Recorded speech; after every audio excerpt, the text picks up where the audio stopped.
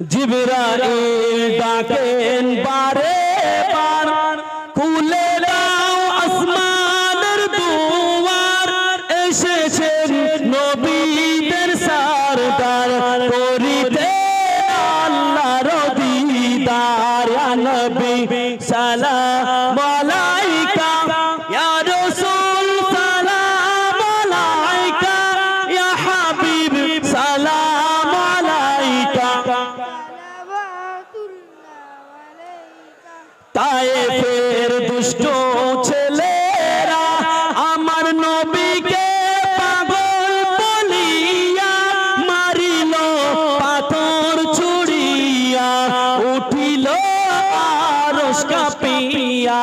ইয়া নবী সালাম আলাইকা, ইয়া রাসূল সালাম আলাইকা।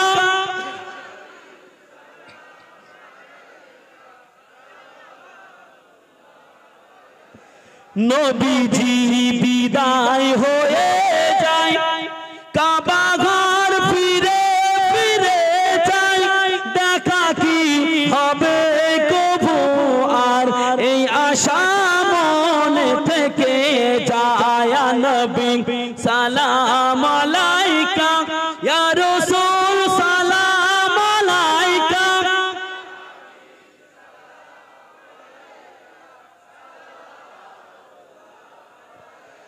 দয়াময় প্রভু যিনি, কি জিনিস পাঠাইলেন তিনি, চিনল না মক্কাবাসিনী, চিনিল বনের হরিণী। ইয়া নবী সালাম আলাইকা, ইয়া রাসূল সালাম আলাইকা।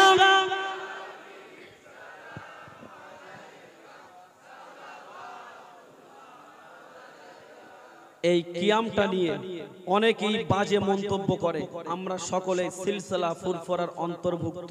একটু তাকবীর দেন দেখি, নারায়ে তাকবীর। দুই হাত তুলে তাকবীর দেন, নারায়ে তাকবীর।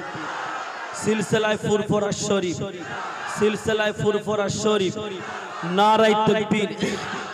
এমন এমন মানুষ আছে, এমন এমন আলেম বেরিয়েছে এই ফুরফুরা সিলসিলাটাকে মিটিয়ে দেওয়ার জন্য তারা উঠে ফিরে লেগে চেষ্টা করছে। তাই আমরা আলেমরা যারা ফুরফুরার মতদর্শে আলেম আছি, আমরা প্রত্যেকেই এই দাদা হুজুরের সিলসিলা আমরা যতদিন বাঁচবো, আমাদের জান যতক্ষণ থাকবে, আমাদের ধরে যতক্ষণ জান থাকবে, এই সিলসিলা ফুরফুরা শরীফ দাদা হুজুর পীর কেবলা এই দামান আমরা ছেড়ে দেব না। বলুন নারায়ে তাকবীর, নারায়ে তাকবীর, নারায়ে তাকবীর।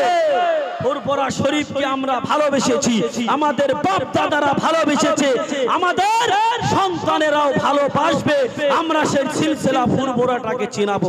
অনেকেই বলে যে সিলসিলা ফুরফুরা বাপ দাদাদের কথা কি চলবে? হ্যাঁ, বাপ দাদারা ভুল করেছে। দাদা হুজুর পীর কেবলা তিনি বহুত বড় জ্ঞানী আলেম ছিল, উনি শুধু পীর ছিল না, বহুত বড় জ্ঞানী আলেম ছিল। তাই আমরা কারোর কথাই কান দেব না। আমাদের ভাইজান হুজুররা আসবেন, ওনারা যেটা বলবেন সেটা আমরা মেনে বাস্তবে সমাজের রূপ দেওয়ার চেষ্টা করব। যাই হোক, ভাইজান ওনাকে দাঁড় করিয়ে রেখে বিয়াদবি করলাম, আমি ওনার কাছ থেকে ক্ষমা চাইছি। যাই হোক ভাইজান, আমাকে আল্লাহর রাস্তায় মাফ করে দেবেন। আর আমি যেটা বলেছি আল্লাহর রাস্তায় আমাকে ক্ষমা করে দেবেন। যদি ভাষাগত দিক দিয়ে আঘাত পেয়ে থাকেন, আল্লাহ যদি আবার হাজির করে আলোচনা হবে। এই বলে সংক্ষিপ্ত বক্তব্য ইতি করলাম। ওমা আলাইনা ইল্লাল বালাগ। আসসালামু আলাইকুম। মুহাব্বতে দরুদ আল্লাহুম্মা